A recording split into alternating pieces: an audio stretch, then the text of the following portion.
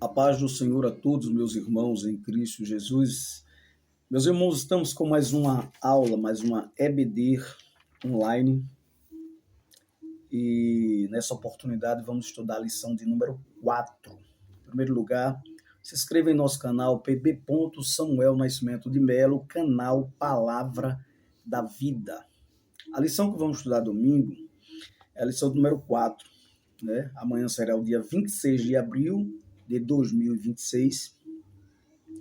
E o tema da lição é a confirmação de uma promessa. Por quê? Porque a promessa já tinha feito em um tempo oportuno e agora vem a confirmação dessa promessa. O texto áureo, ele nos diz assim: e estabelecerei o meu concerto entre mim e ti, e a tua semente depois de ti, em suas gerações, por concerto perpétuo, né?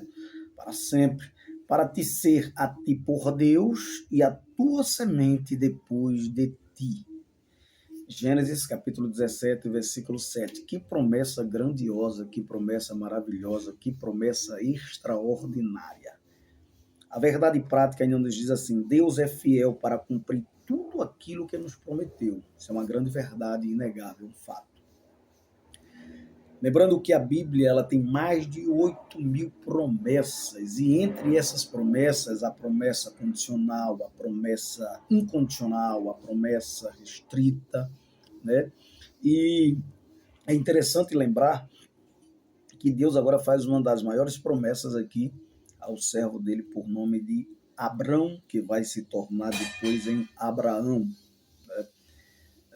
De pai exaltado para pai de multidões. A leitura bíblica em classe está em Gênesis, não podia estar em outro, 17, 1 ao 9, né? Eu não vou ler devido à extensão, mas você lê na sua casa aí, tá bom? É o resumo de toda a aula que vamos estar trazendo. A palavra-chave não poderia ser outra, é promessa. Quem não está debaixo de uma promessa? O quanto a promessa é importante para nós é muito significativa, pelo motivo de que ela nos dá esperança de coisas futuras, de algo que ainda vai acontecer em nossa vida para a glória de Deus. Escuta só, na introdução diz assim: Deus promete que Abraão seria pai da multidão de nações, mas ele já estava com 99 anos e sua esposa, além de ser estéril, estava com 89 anos de idade. Veja bem, irmãos. Porém, o Eterno, mais uma vez, trouxe esperança ao coração de Abraão, firmando e estabelecerei o meu concerto, né? Que é a leitura que a gente fez, entre mim e ti, e a tua semente depois de ti, em suas gerações. Gênesis 17, 7.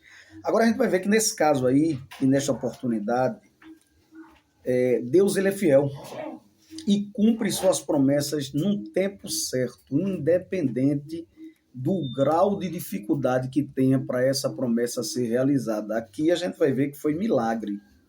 Tem promessas que para Deus cumprir, obviamente, não é necessário um milagre, mas aqui foi necessário um milagre, é bem claro. A gente não vai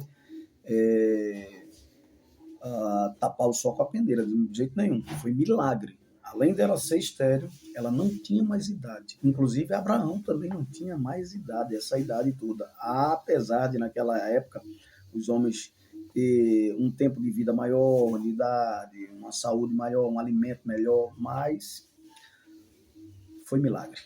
Amém? Foi um milagre tão importante e significativo, não vou entrar em detalhes, mas que a gente vai ver que de Sarai, né, de Sara, até Maria vai ter alguns milagres desses acontecendo na vida de algumas mulheres na Bíblia que era estéril, né? Como Ana, a própria Raquel, Rebeca, né?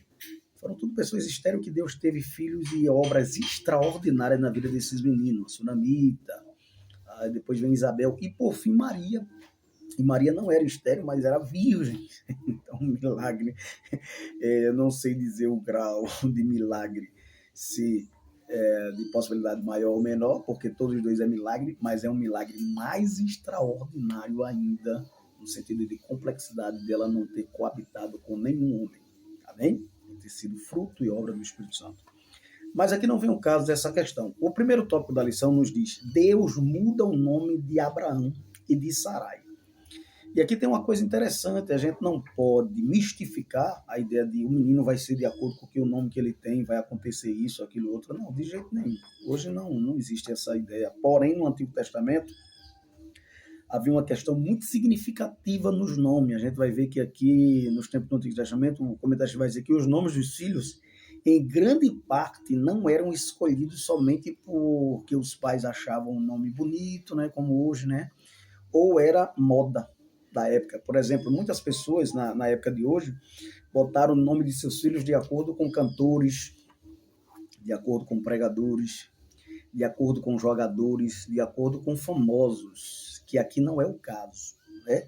Existiam vários fatores que influenciavam na escolha, como, por exemplo, a vontade de Deus, as circunstâncias na hora do nascimento. A gente vai ver que Benjamim, né? Lá a sua mãe morreu, e aí o nome ia ser Benoni, e foi mudado para Benjamim, porque já mudou no último momento. Mas você vai ver as circunstâncias, né? As características físicas do bebê, você vai ver lá Esaú, que era peludo, Jacó já era liso, Esaú era peludo e ruivo, e foi tido o nome de Esaú por causa dessa característica física. Então, em Gênesis 25 e 25 vai falar sobre isso, né? Então, no caso de Abrão, seu nome original significava pai exaltado. Porém, diante do plano de Deus extraordinário, da promessa que havia na vida dele, né, esse nome não parecia adequado. E o Senhor lhe mudou o nome para Abraão, confirmando que seria pai de multidão, de muita gente. E, obviamente, isso se cumpre tanto no sentido literal da questão, de ter filhos das suas entranhas, quanto no sentido espiritual da questão, que a coisa fica mais ampla, porque hoje ele é considerado e já era o nosso pai da fé. Amém? Então, no segundo subtópico, a lição nos diz assim: o novo nome de Sarai. O nome Sarai é hebraico, né? Que significa minha princesa ou minha senhora, né? Já no novo nome, Sara significa mãe de nações. Diz a Bíblia: disse Deus mais a Abraão e a Sarai: tua mulher não chamarás mais pelo nome de Sarai, mas Sara será o seu nome, porque eu a hei de abençoar e te hei de dar a ti dela um filho, e abençoarei e será mãe das nações. Reis de povos sairão dela. Então tá bem claro, o nome Sarai significava princesa, senhor, e agora passa a ser Sara. É uma mudança de Iude, do hebraico, para Re. E aí tanto dá o nome de princesa, como ao mesmo tempo de uma mãe de multidões, de famílias, né? de pessoas, de nações. E é um fato, Não pode ser interpretado diferente. Podemos ver por intermédio da vida de Abraão e Sara que Deus promove mudanças significativas na vida daqueles que nele confiam e atendem ao seu chamado. Tanto a promessa foi para Abraão como coube a Sara, que era sua mulher, uma só carne, os dois, né? E aí, tanto agrega Abraão como pai de multidão, como Sara como mãe de nações. É uma grande verdade, né? Tem vezes que pode haver alguma controvérsia por parte de um ou outro, mas é um fato. O texto vai dizer aqui que ela será mãe de nações, reis e povos sairão dela. Tá? A Bíblia está dizendo. Independente aí da mudança do nome. Porém, a mudança do nome fez parte também dessa questão. No terceiro subtópico, o pai da fé riu diante da promessa. É interessante porque, de primeiro, quem riu foi Sara. E agora, Abraão riu. Mas esse riso de Abraão aí não foi à toa. Abraão já estava com a idade muito avançada. O texto vai dizer que ele tinha 99 anos. E Sara estava com 89 anos.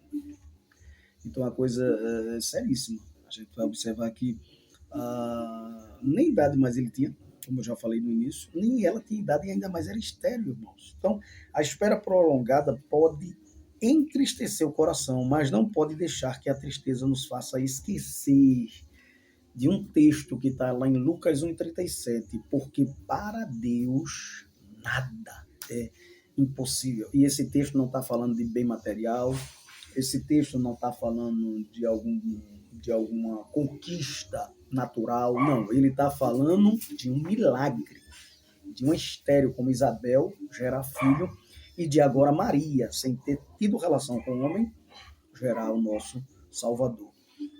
Então, Abraão e Sara, né? O nome de Abraão, que significava pai exaltado, é mudado em Gênesis 17:5, certo? Para Abraão, que significa pai de muitas nações. Já falamos. No segundo tópico ainda aqui da lição, a gente vai observar que diz assim, a confirmação do concerto. Mas o que é concerto? Como interpretamos a palavra concerto, né? E vai falar que o chamado de Deus a Abraão foi especial, foi extraordinário, foi específico, foi especial, foi grandioso, foi majestoso, foi de início exclusivo, mas depois foi ampliado, né? Então, olha, o Senhor confirmou o concerto. Quando Deus chama Abraão, para você ter uma ideia, já existiam outras nações, outros povos já lá na terra. Mas ele escolhe quem? Abraão, para dele fazer a nação de Israel, né? Então foi uma coisa especial, particular, mas de início, mas depois essa promessa vai ser ampliada, e a gente vai ver aqui na continuidade da lição. Inclusive no próprio chamado dele, no capítulo 12 de Gênesis, já vai nos dar a deixa disso aí, né? O Senhor confirmou o concerto ou pacto, né, com Abraão, de modo muito solene. Logo após fazer a mudança de seu nome, Gênesis 17, 5-8, podemos ver por toda a Bíblia Deus estabelecendo pactos. Você vai ver que o significado nós precisamos saber o significado, né, desse pacto. Você sabe o que significa um pacto? Aí vem a pergunta. É um acordo de compromisso que continha promessas e obrigações específicas. Pacto é um acordo de compromisso que continha promessas e obrigações. Não é à toa que ele vai ter que trazer agora a circuncisão, né?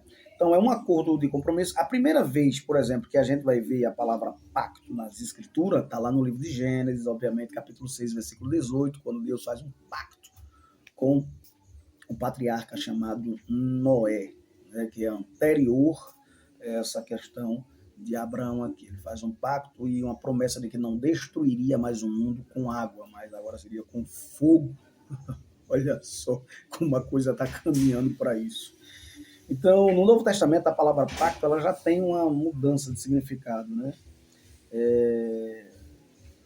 Significa literalmente novo concerto, nova aliança. Lembra que Paulo vai dizer lá em Coríntios que agora o Senhor nos fez uma nova aliança, e aí a gente vem com a questão da ordenança do Senhor, através da ceia do Senhor. Então, no Antigo Testamento, Deus estabeleceu alguns acordos, mas é no Novo Testamento que uma nova promessa, um novo pacto, uma nova aliança, um novo acordo acontece.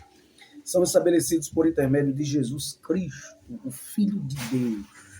É importante que tenhamos uma exata compreensão do concerto de Deus com os patriarcas, para que possamos entender essa aliança agora no Novo Testamento. Abraão, Isaac e Jacó, os três ícones do Antigo Testamento, Deus fez um concerto, um concerto com Abraão, com Isaac e com Jacó. E a promessa é renovada na vida deles. A mesma promessa que é feita a Abraão, de pai de nações, do ventre das suas esposas sairia reis e povos, é renovada com Isaac e com Jacó. Então, a fim de que aprendamos como Deus quer que visamos em aliança inquebrável e perseverante com Ele. Como é que a gente vai entender isso? Entendendo a história de Abraão, de Isaac e de Jacó, que temos agora uma aliança com Deus, com Cristo, inquebrável e perseverante. Segundo subtópico, qual o objetivo do concerto com os patriarcas? Aí vem a pergunta, qual o objetivo do concerto com os patriarcas? E a gente vai ver aqui, o propósito único e supremo era trazer salvação a toda a nação. Escuta só o que eu vou dizer para você. Deus havia prometido que abençoaria todas as famílias da terra.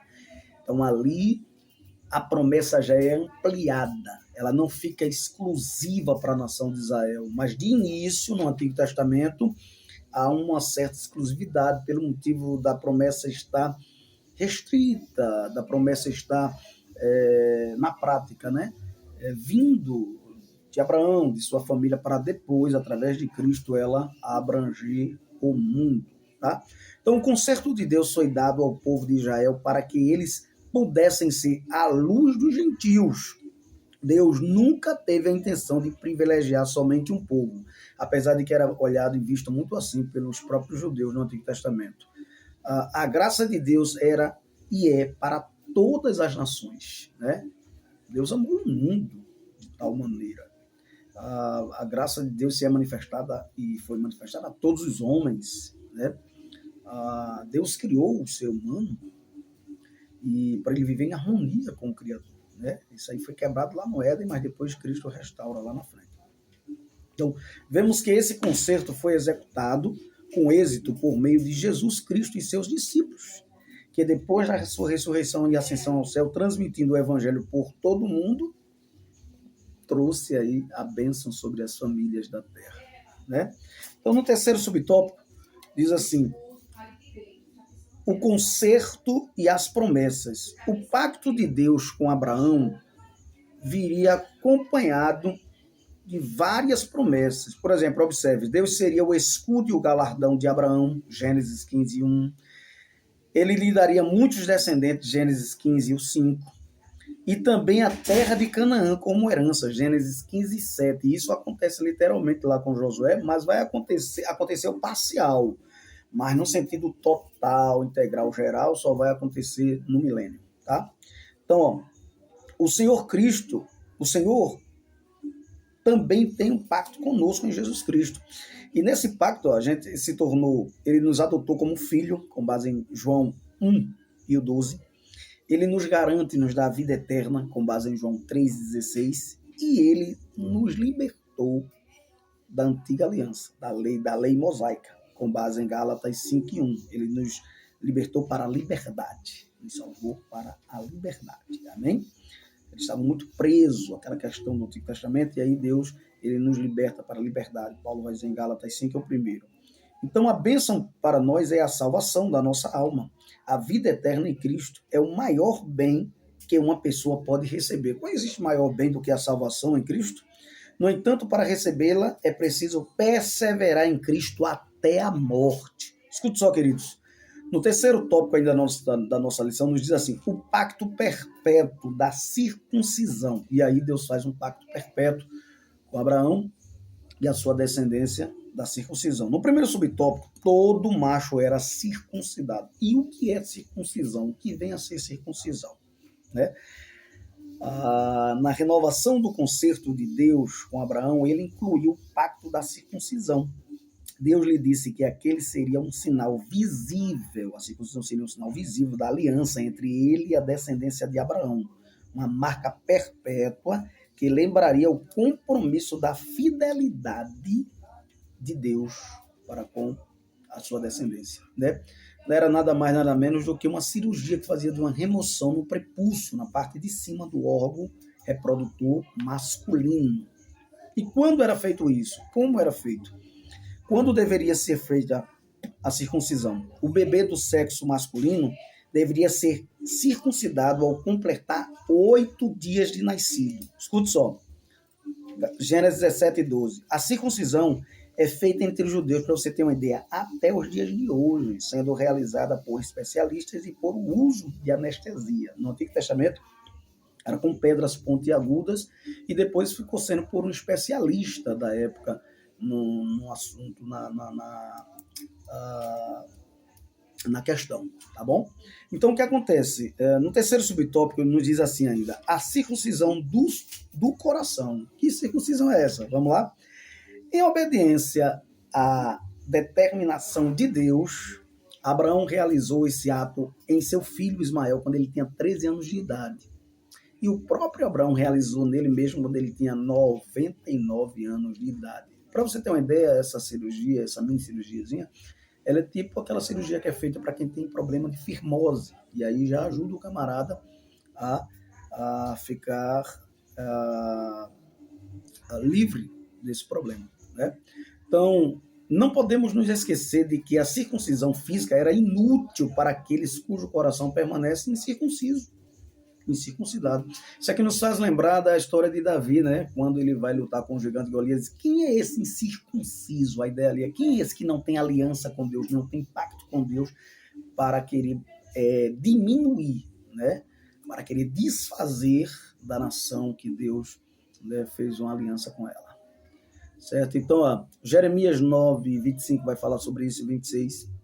E Romanos 2 e 25 vai dizer, mas como é realizada a circuncisão do coração? Né? Vamos ver lá Romanos 2, 25, para a gente entender melhor. Romanos 2 e 25. Romanos 2 e 25 vai dizer assim, porque a circuncisão é, na verdade, proveitosa se tu guardares a lei, mas se tu és transgressor da lei, a tua circuncisão se torna em incircuncisão. Incircunciso. Não vale nada, né? Então, o que acontece? Ela é realizada quando a pessoa ama o Senhor por completo e entrega-se a Ele também por completo, com base em Deuteronômio 10, 16, 36, Jeremias 4, 4, Romanos 2, 29. Tá?